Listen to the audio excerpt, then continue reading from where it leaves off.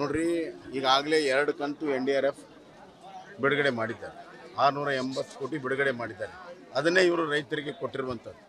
ಇವತ್ತೇನು 2,000 ರೂಪಾಯಿ ಕೊಡ್ತಾ ಇದ್ದಾರೆ, ಅದು ಕೇಂದ್ರ ಸರ್ಕಾರದ NDRF ದುಡ್ಡೇ. ಕೇಂದ್ರ ಸರ್ಕಾರ ದುಡ್ಡು ತಗೊಂಡು ಕೊಟ್ಟು ತಮ್ಮದಂತ ಹೇಳ್ಕೊಳ್ಳುವಂಥ ಮುಖ್ಯಮಂತ್ರಿಗಳಿಗೆ ಅಮಿತ್ ಶಾ ಬಗ್ಗೆ ಮಾತನಾಡುವಂಥ ಯಾವ ನೈತಿಕತೆ ಇದೆ? ನಾವು ಹೇಳಿದ್ನಲ್ಲಪ್ಪ, ಬೇಕಷ್ಟೇ. ಅವ್ರು ಕಂಟೆಸ್ಟ್ ಮಾಡೋದೇ 200. ಅವ್ರ ಲೆಕ್ಕ ಹೇಳಿ 400ಕ್ಕಿಂತ ಹೆಚ್ಚು ಸೀಟುಗಳನ್ನು ಗೆದ್ದು ದಾಖಲೆಯ ಪ್ರಮಾಣದ ಒಂದು ರಿಸಲ್ಟ್ ಈ ಬಾರಿ ಸಿಗ್ತದೆ. ಮತ್ತೆ ನರೇಂದ್ರ ಮೋದಿಯವರು ದೊಡ್ಡ ಪ್ರಮಾಣದ ಒಂದು ಬಹುಮತದಿಂದ ಪ್ರಧಾನಮಂತ್ರಿ ಆಗ್ತಾರೆ. ಸರ್, ಈಶ್ವರಪ್ಪನವರು ಅಮಿತ್ ಶಾ ಹೇಳಿದ್ರು ಕಣದಿಂದ ಹಿಂದಕ್ಕೆ ಸರಿಯಲ್ಲ ಅನ್ನುವಂಥ ಮಾತಾಡಿಲ್ಲ. ಇಲ್ಲ, ಈಗ ಅವ್ರು ತೀರ್ಮಾನ ಮಾಡಿದ್ದಾರೆ, ಜನ ಮುಂದಿನ ತೀರ್ಮಾನ ಮಾಡ್ತಾರೆ. ಸರ್, ಈಗ ಸಂತೋಷ್ ಲಾಡ್ದು ಗಣಿ ಇದ್ರ ಲೈಸೆನ್ಸ್ ರದ್ದು ಆಗಿದ್ರ ಬಗ್ಗೆ ಇಲ್ಲ, ನನಗೆ ಅಕ್ರಮ ಗಣಿಗಾರಿಕೆ ಅದ್ರ ಬಗ್ಗೆ ಏನು ಮಾಹಿತಿ ಇಲ್ಲ. ಮಾಹಿತಿ ತಿಳ್ಕೊಂಡ್ರೆ ನೋಡ್ರಿ, ಈಗಾಗಲೇ 2 ಕಂತು NDRF ಬಿಡುಗಡೆ ಮಾಡಿದ್ದಾರೆ. 680 ಕೋಟಿ ಬಿಡುಗಡೆ ಮಾಡಿದ್ದಾರೆ.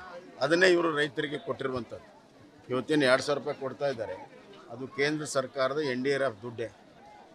ಕೇಂದ್ರ ಸರ್ಕಾರ ದುಡ್ಡು ತಗೊಂಡು ಕೊಟ್ಟು ತಮ್ಮದಂತ ಹೇಳ್ಕೊಳ್ಳುವಂಥ ಮುಖ್ಯಮಂತ್ರಿಗಳಿಗೆ ಅಮಿತ್ ಶಾ ಬಗ್ಗೆ ಮಾತನಾಡುವಂಥ ಯಾವ ನೈತಿಕತೆ ಇದೆ? ನಾವು ಹೇಳಿದ್ನಲ್ಲಪ್ಪ, ಬೇಕಷ್ಟೇ. ಅವ್ರು ಕಂಟೆಸ್ಟ್ ಮಾಡೋದೇ 200. ಅವ್ರ ಲೆಕ್ಕ ಹೇಳಿ 400ಕ್ಕಿಂತ ಹೆಚ್ಚು ಸೀಟುಗಳನ್ನು ಗೆದ್ದು ದಾಖಲೆಯ ಪ್ರಮಾಣದ ಒಂದು ರಿಸಲ್ಟ್ ಈ ಬಾರಿ ಸಿಗ್ತದೆ. ಮತ್ತೆ ನರೇಂದ್ರ ಮೋದಿಯವರು ದೊಡ್ಡ ಪ್ರಮಾಣದ ಒಂದು ಬಹುಮತದಿಂದ ಪ್ರಧಾನಮಂತ್ರಿ ಆಗ್ತಾರೆ. ಸರ್, ಈಶ್ವರಪ್ಪನವರು ಅಮಿತ್ ಶಾ ಹೇಳಿದ್ರು ಕಣದಿಂದ ಹಿಂದಕ್ಕೆ ಸರಿಯಲ್ಲ ಅನ್ನುವಂಥ ಮಾತಾಡಿಲ್ಲ. ಇಲ್ಲ, ಈಗ ಅವ್ರು ತೀರ್ಮಾನ ಮಾಡಿದ್ದಾರೆ, ಜನ ಮುಂದಿನ ತೀರ್ಮಾನ ಮಾಡ್ತಾರೆ. ಸರ್, ಈಗ ಸಂತೋಷ್ ಲಾಡ್ದು ಗಣಿ ಇದ್ರ ಲೈಸೆನ್ಸ್ ರದ್ದು ಆಗಿದ್ರ ಬಗ್ಗೆ ಇಲ್ಲ, ನನಗೆ ಅಕ್ರಮ ಗಣಿಗಾರಿಕೆ ಅದ್ರ ಬಗ್ಗೆ ಏನು ಮಾಹಿತಿ ಇಲ್ಲ. ಮಾಹಿತಿ ತಿಳ್ಕೊಂಡ್ರೆ ನೋಡ್ರಿ, ಈಗಾಗಲೇ 2 ಕಂತು NDRF ಬಿಡುಗಡೆ ಮಾಡಿದ್ದಾರೆ. 680 ಕೋಟಿ ಬಿಡುಗಡೆ ಮಾಡಿದ್ದಾರೆ. ಅದನ್ನೇ ಇವರು ರೈತರಿಗೆ ಕೊಟ್ಟಿರುವಂಥದ್ದು. ಇವತ್ತೇನು 2,000 ರೂಪಾಯಿ ಕೊಡ್ತಾ ಇದ್ದಾರೆ, ಅದು ಕೇಂದ್ರ ಸರ್ಕಾರದ NDRF ದುಡ್ಡೇ.